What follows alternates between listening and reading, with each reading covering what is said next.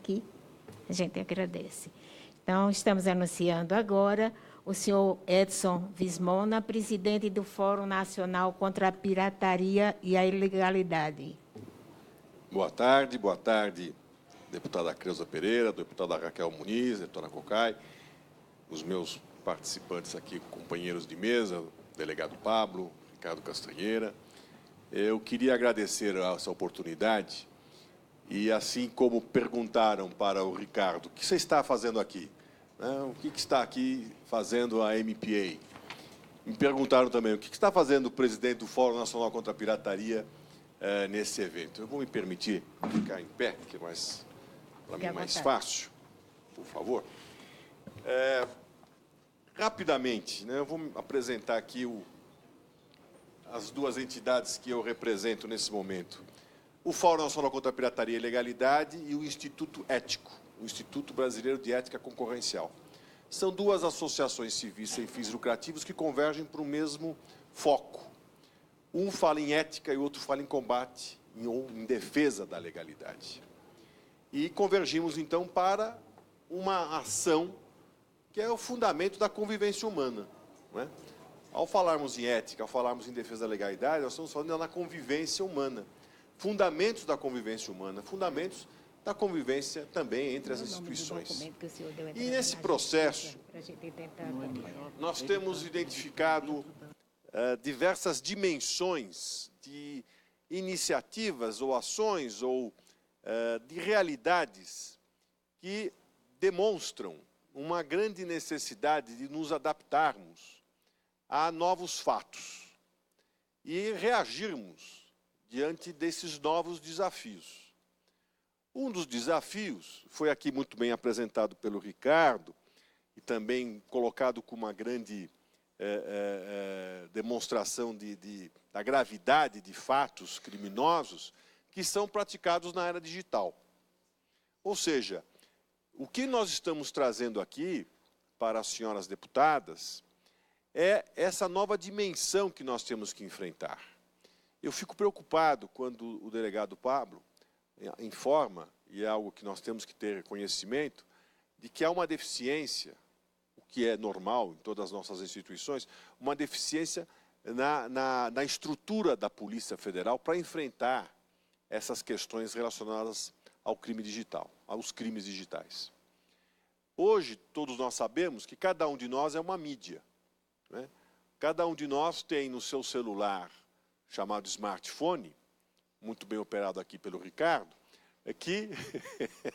que você pode divulgar tudo para todos. É um instrumento poderoso e que as crianças hoje estão cada vez mais imersas nessa nova realidade. E nós, analógicos, deputada Creuza, que não fomos formados neste mundo digital, temos dificuldade, muitas vezes, de compreender essa dimensão. Eu apresento aqui alguns dados relacionados a essas práticas criminosas que se ocupam do mundo digital e que nós precisamos despertar a nossa atenção. Ou seja, nós estamos aqui tratando de avaliar os desvios de conduta que nos afetam das mais variadas formas. Temos aqui, cada vez mais, a inserção das organizações criminosas nesse espaço digital, que ocupam tradicionalmente os espaços deixados pelo Estado. Ora, o espaço digital não foi nem ocupado ainda corretamente pelo Estado. Daí o desafio das discussões ocorridas aqui nesta casa, e que foram, em grande parte, fomentadas pela CPI, dos crimes digitais, que está fomentando e estimulando novos projetos de lei. Há uma necessidade de ocuparmos esse espaço. Há uma necessidade legislativa, porque é novo. Nós estamos tratando de algo novo. E que a lei precisa correr atrás. É algo muito claro isso. O direito sempre vai atrás do fato. E os fatos estão se impondo. E as organizações criminosas, com muita rapidez, estão ocupando esses espaços. Eles não conhecem fronteiras, a existência das leis. Eles querem ganhar dinheiro. O que o Ricardo aqui apontou é uma verdadeira fonte de recursos para as organizações criminosas, e aí, falando no âmbito de competência da Polícia Federal, internacional. Nós temos situações onde estes delitos são cometidos a partir da Rússia, a partir da Ucrânia, a partir de outros países, e que afetam diretamente os nossos interesses. E o que é mais interessante nessas organizações criminosas que ocupam esse espaço do mundo digital? Eles não querem ser reconhecidos. Nenhum criminoso quer ser reconhecido. Todas as práticas criminosas se utilizam de um subterfúgio para tentar fazer com que a sociedade desvie a sua atenção sobre estes fatos. Então, caso da pirataria, né? O uso de indevido, ou afronta aos direitos de propriedade intelectual. O que as organizações criminosas que obtêm recursos destas práticas delituosas fazem questão de disseminar? Isto não é grave. Isto é uma questão de menor potencial ofensivo. E com isso, eles querem dizer o seguinte: me deixem que eu continue com essas práticas, não é grave. Vai cuidar de outras coisas. Vai cuidar de homicídio, vai cuidar de latrocínio. Senhores policiais, isso não é sério. Isso é coisinha de menor potencial ofensivo, quando na verdade não é.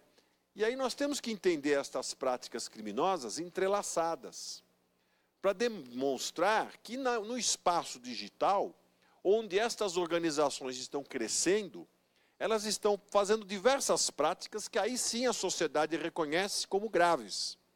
Ao lado da pirataria, do download de filmes, e aqui já falou bem o Ricardo, mostrando esse fato, nós temos o tráfico de drogas, de armas, o contrabando, o descaminho, o trabalho escravo, o subemprego, o trabalho de imigrantes que são explorados nestas práticas criminosas.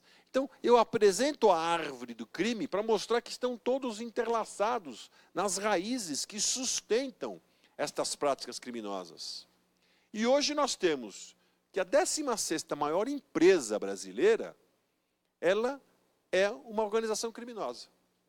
A revista Veja apontou recentemente que o faturamento do PCC atinge 20 bilhões de reais. Está muito próximo da Ambev, uma indústria fortíssima. Ou seja, eu estou aqui mais uma vez na Casa do Povo, no nosso parlamento, para chamar atenção para esse tema. Ou seja, o que nós estamos tratando aqui, essa questão do espaço digital, tem ramificações variadas. E nós temos que ter atenção para isso. Não podemos mais entender que isso não existe ou que não tem a devida importância. Aí estão alguns passos, algumas iniciativas que a criminalidade se aproveita na área digital. Primeiro, é algo que nós temos que cada vez mais enfatizar, o valor das informações digitais. Este valor atrai o crime, atrai a ação de hackers. Não é? Só na movimentação de dados bancários, nós já tivemos, no Brasil, ano passado, uma perda de quase 2 bilhões de reais. Isso afeta o nosso sistema financeiro, mas afeta nós, indivíduos, porque somos nós, consumidores, que somos prejudicados por estas práticas. Como eu disse, a transnacionalidade desses crimes. É a Rússia, é a Ucrânia, chineses, ou seja, você tem aí um universo global. É difícil você identificar algo muito específico de um país. É um fenômeno global, afeta a economia e afeta os interesses e os direitos de todos os países e de todos os cidadãos. Pirataria global, né? É isso que nós estamos tratando. Os sites de downloads, foi aqui colocado pelo Ricardo, com base em dados provados, né? Eles são portas de entrada da pornografia infantil, da pedofilia, dessas práticas que podemos até identificar aí a questão educacional, mas que têm que ser coibidas, porque afrontam os nossos direitos fundamentais. E aí é a porta da Deep Web, né? É onde nós entramos num espaço digital que também eles não querem ser reconhecidos. Mas a sociedade precisa estar atenta para isso. É o espaço daquela web profunda, que não é facilmente detectável, e que utiliza de todos os meios para que elas não sejam identificadas. Aí, cito uma pesquisa na Grã-Bretanha falando do Tor, né, onde 80 mil sites foram identificados em 6 meses relacionados à pornografia infantil. A extorsão digital é algo que cada vez mais nós temos nos deparado. Por isso que é importante a gente apoiar a Polícia Federal no sentido de obter meios, porque é um desafio enorme de tecnologia, temos que estar preparados para isso. E é algo que vai crescer cada vez mais, né? Outro dia eu vi uma reportagem, inclusive com um relato de policiais americanos, dizendo que há possibilidade hoje, na extorsão digital, você recebe uma ligação dizendo o seguinte: se você não me pagar $500, isso ocorre nos Estados Unidos hoje, eu vou bloquear o seu carro. Seu carro não vai sair do lugar. Como também tem a extorsão contábil. Se você não me pagar, isso ocorre aqui no Brasil, se você não pagar determinada quantia, eu vou bloquear, vou apagar os seus dados, os dados contábeis da sua empresa. E já aconteceu. A empresa fica bloqueada, não pode nem agir por conta da extorsão digital. Ou seja, eu estou mostrando aqui uma necessária visão global e mais ampla desse fenômeno do mundo digital. E entrando especificamente na ação desta nossa comissão, deputada, vamos falar da violação da intimidade. Como eu disse, cada celular hoje é uma fonte de mídia. Eu posso veicular o que eu quiser lá dentro.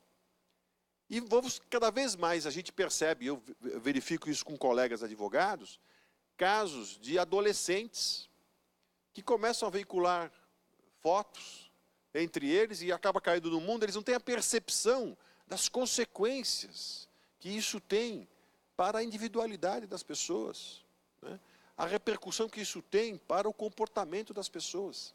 E essa ideia da violação da intimidade é mais um desdobramento da CPI dos crimes digitais, e que essa comissão está avançando num projeto específico que merece o nosso apoio, porque é uma novidade, é algo que nós temos que atentar e que está sendo utilizado, ou seja, é a realidade que se impõe e que o nosso legislador corretamente tem que se dedicar.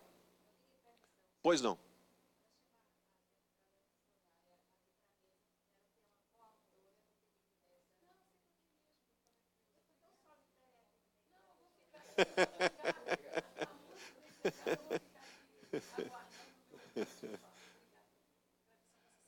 E aí eu trago rapidamente alguns exemplos do que nós encontramos na internet, né? O fórum tem um trabalho de monitoramento de ofertas na internet.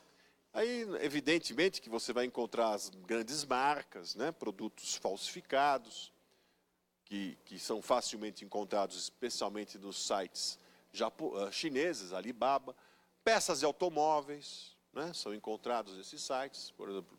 Aí é o caso de pastilha de freio. Que pastilha de freio é essa que custa $2,7? Uma pastilha de freio. Não existe isso, mas você encontra no site.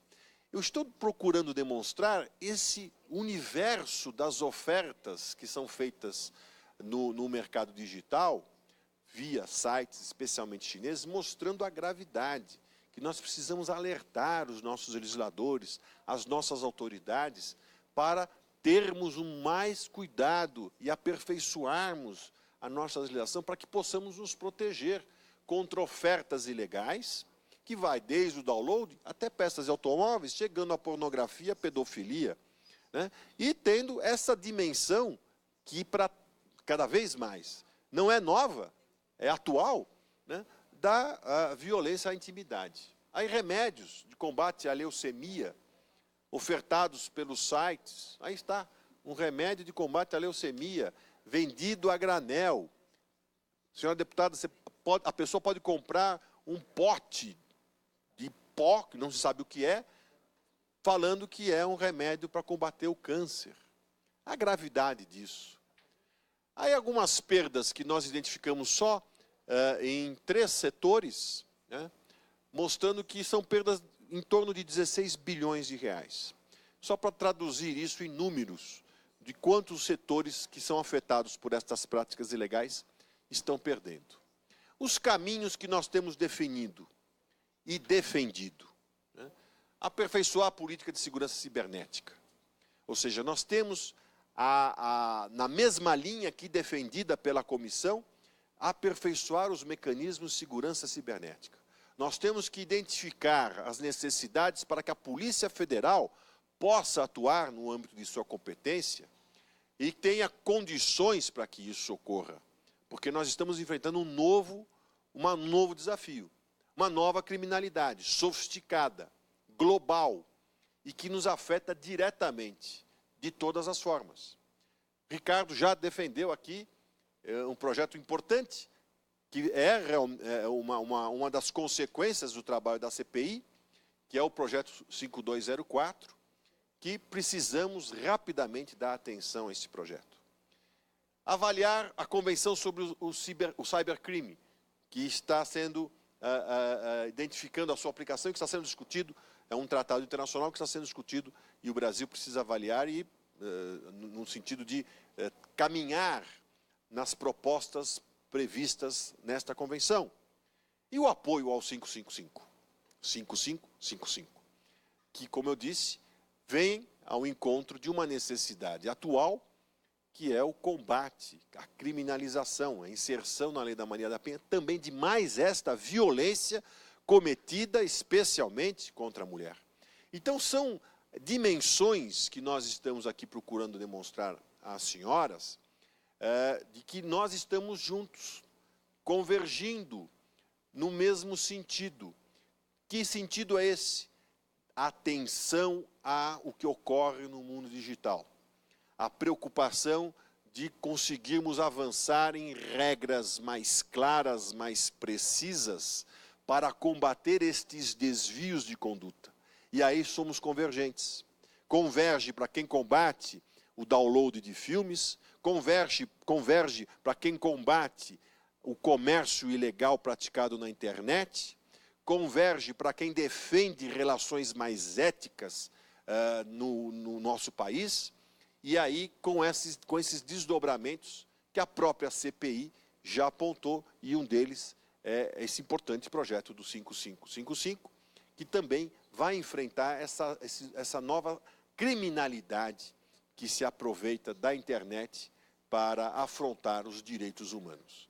Eu queria agradecer, deputada, a oportunidade mais uma vez, colocar tanto o ético como o FNCP à disposição da comissão, para que juntos possamos avançar nesse importante espaço de compreensão da realidade digital e de como nós podemos aperfeiçoar os meios de proteção dos interesses da nossa sociedade. Muito obrigado.